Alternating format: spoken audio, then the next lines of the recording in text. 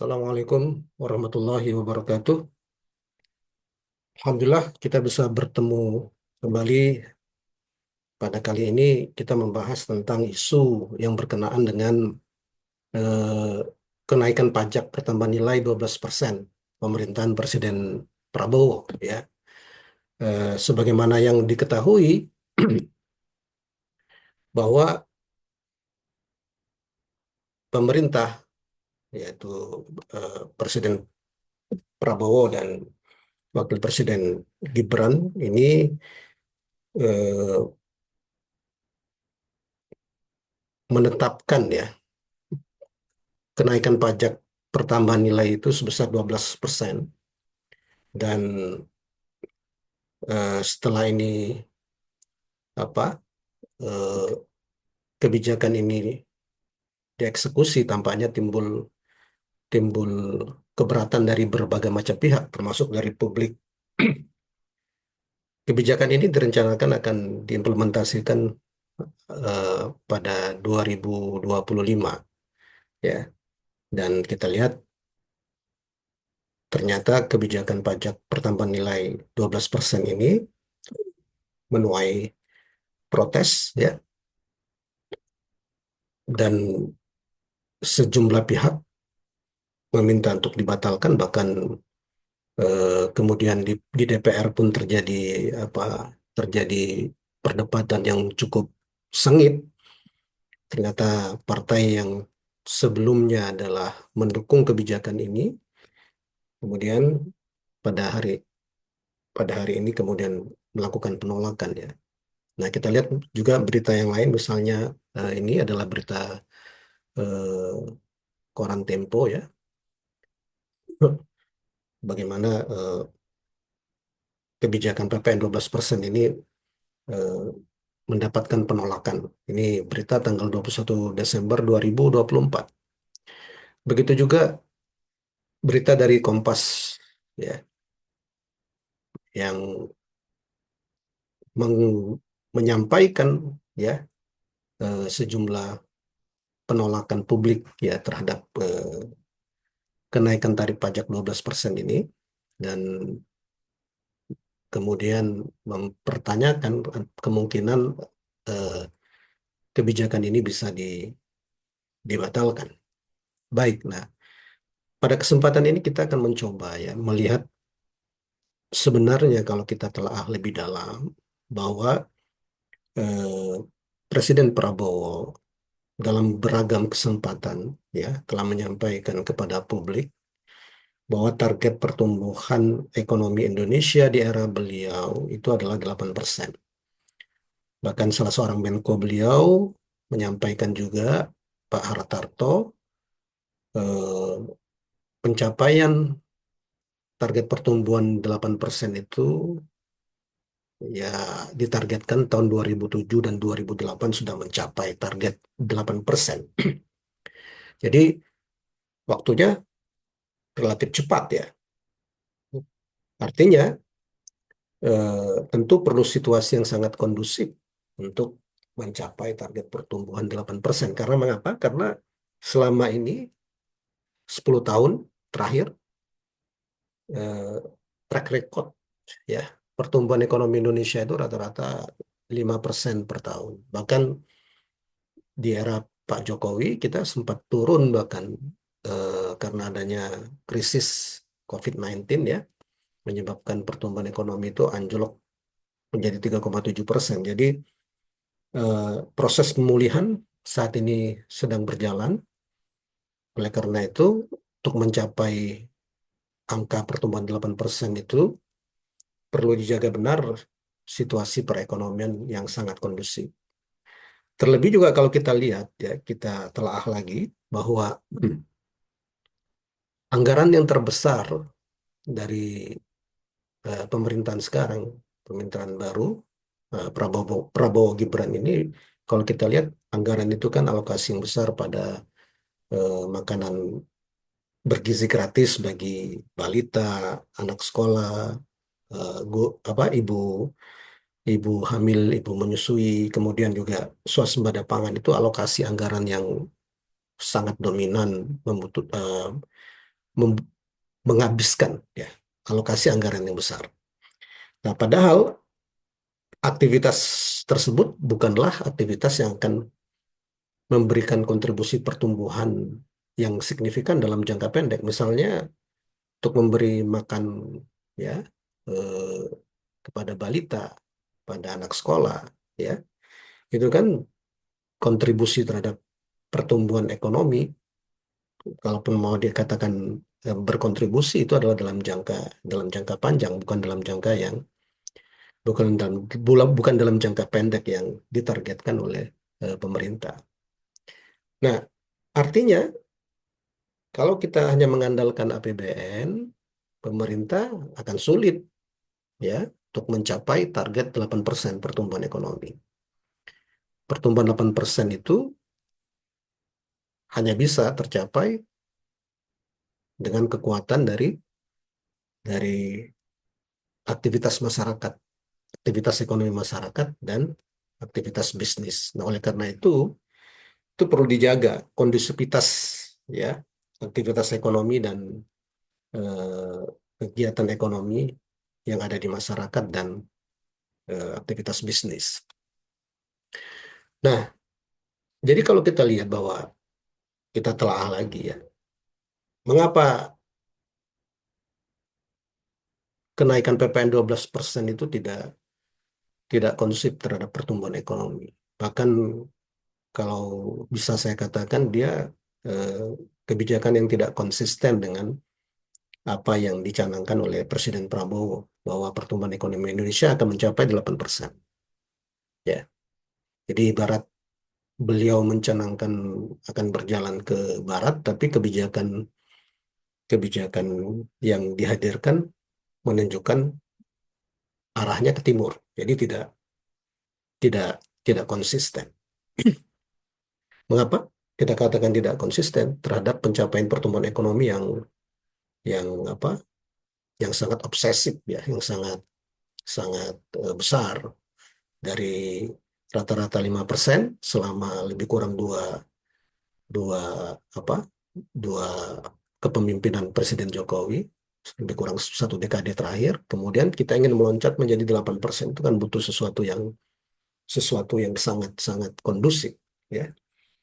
Nah, padahal kenaikan pajak ya, kenaikan pajak pertambahan nilai itu berimplikasi negatif terhadap pertumbuhan ekonomi. Mengapa? Pertama, dia akan menekan konsumsi agregat ya.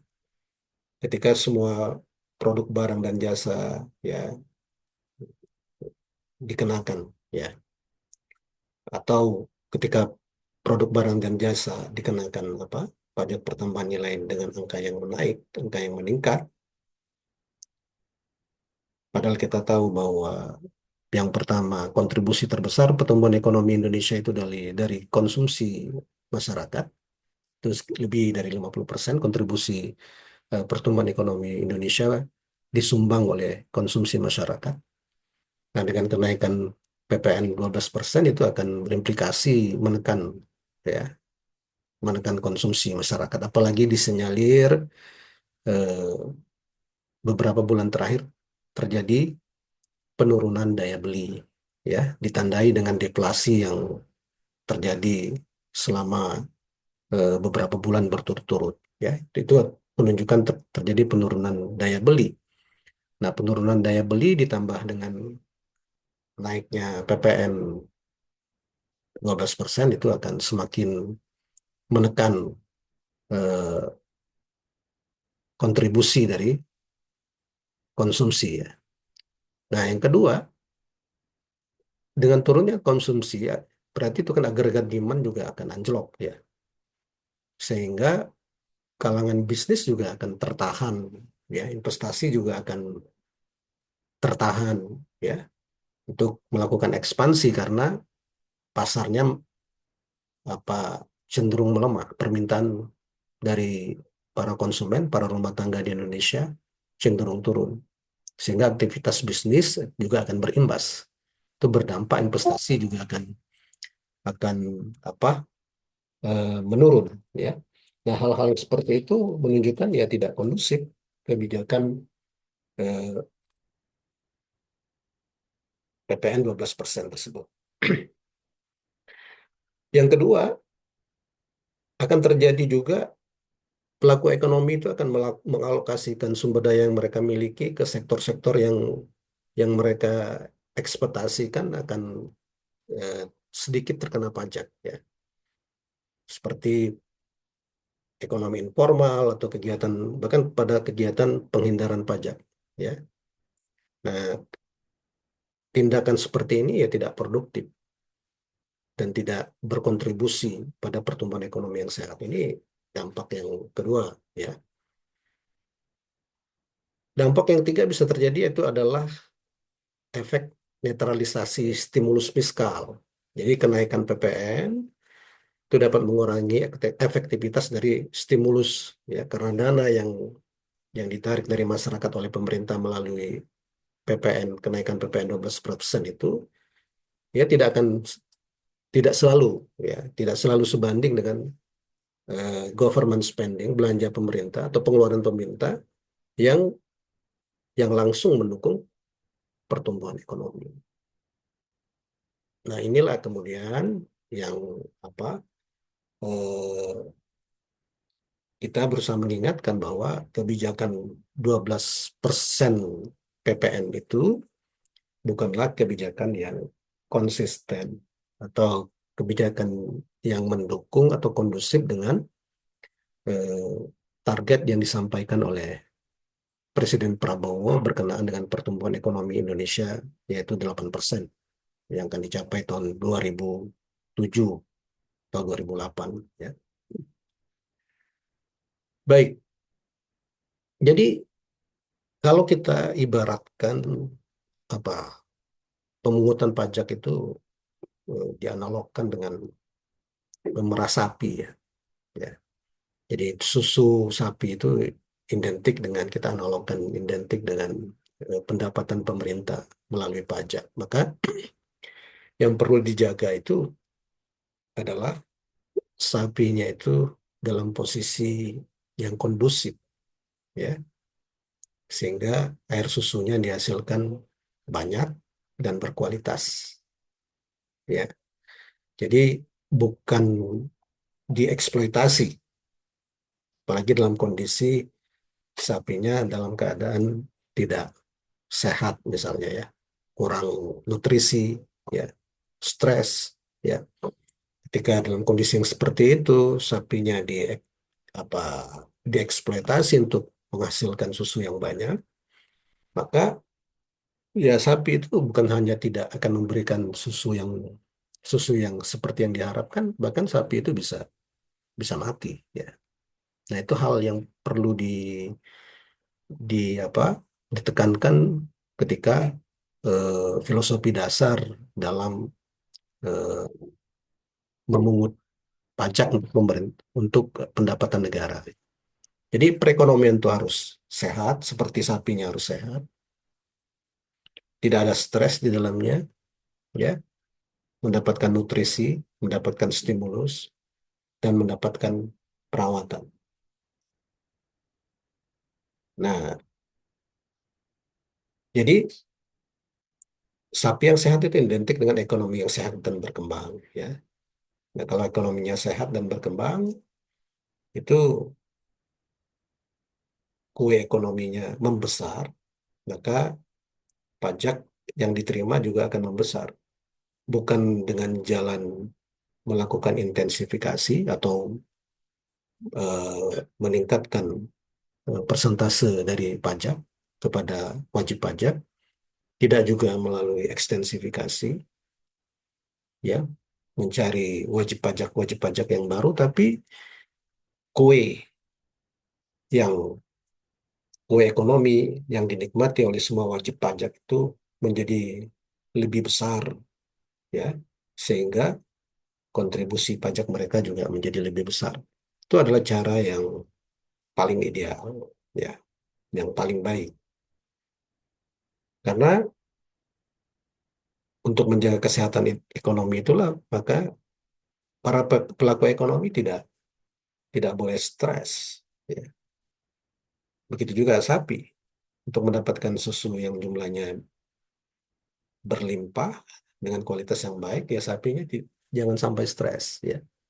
Nah, dalam konteks kita analogkan dengan perekonomian, ya ekonominya aman, ada kepastian hukum, ada keadilan, ada hak-hak privat ya yang terjaga, itu menciptakan ekonomi yang lebih produktif dan lebih sejahtera, dan dengan demikian eh, jumlah pajak yang bisa diambil dari perekonomian juga akan meningkat signifikan ya. Ya begitu juga harus disadari juga bahwa eh, kita juga harus melakukan perawatan dan pemeliharaan yang tepat terhadap eh, pajak yang telah diterima oleh negara ya. Itu ditunjukkan dengan cara apa? Ya tidak ada penyalahgunaan uang pajak. Sistem perpajakannya efisien, transparan, efisien ya.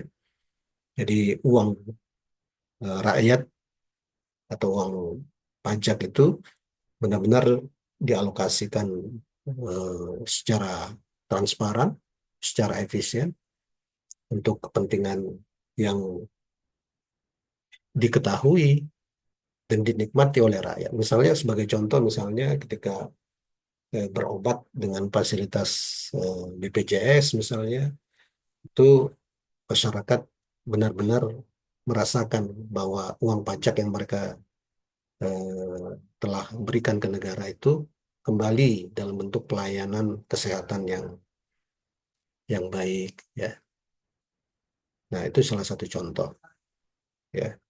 Begitu juga ketika menyekolahkan anaknya ya, mereka bisa merasakan dampak dari uang pajak itu ketika anak-anaknya mendapatkan pendidikan dengan kualitas yang baik ya, dengan biaya yang murah, karena eh, pendidikan itu adalah barang publik, dan barang publik itu memang tugas negara untuk menyediakannya secara memadai, dan salah satu pendanaannya adalah melalui melalui pajak ya.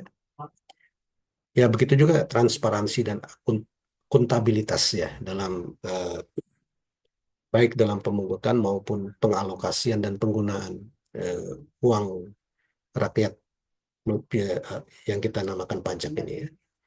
Jadi teman-teman sekalian, jadi secara singkat kita ingin mengingatkan kembali, mengulang kembali ya, bahwa kenaikan PPN 12% itu sesuatu yang wujud dari ketidakkonsistenan kebijakan pemerintah ya. Kalau pemerintah serius untuk ingin mencapai pertumbuhan ekonomi 8% yang akan dican apa diraih ya pada tahun 2007 ya.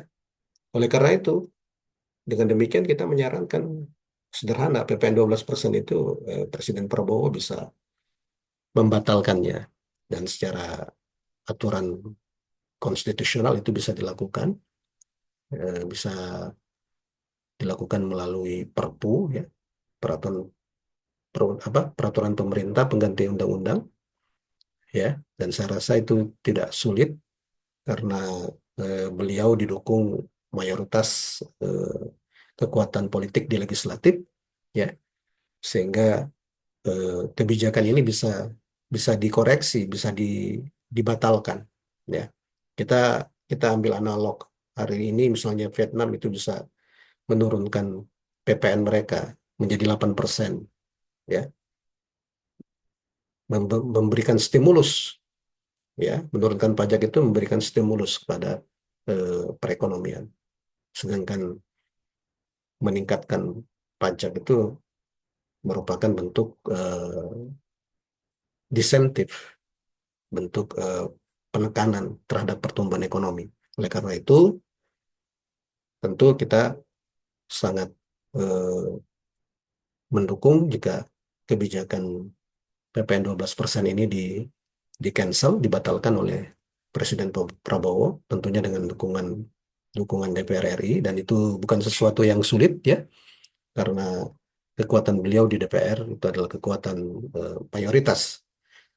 Lebih baik pemerintah melakukan efisiensi, melakukan refokus dan penghematan dari alokasi APBN itu dibandingkan menaikkan PPN menjadi 12%. Jadi itu teman-teman saya rasa yang dapat saya ya share pemikiran dan pandangan saya terkait kebijakan PPN 12% yang hari ini menjadi diskursus publik yang cukup menarik di beragam media cetak dan media sosial. Terima kasih. Assalamualaikum warahmatullahi wabarakatuh.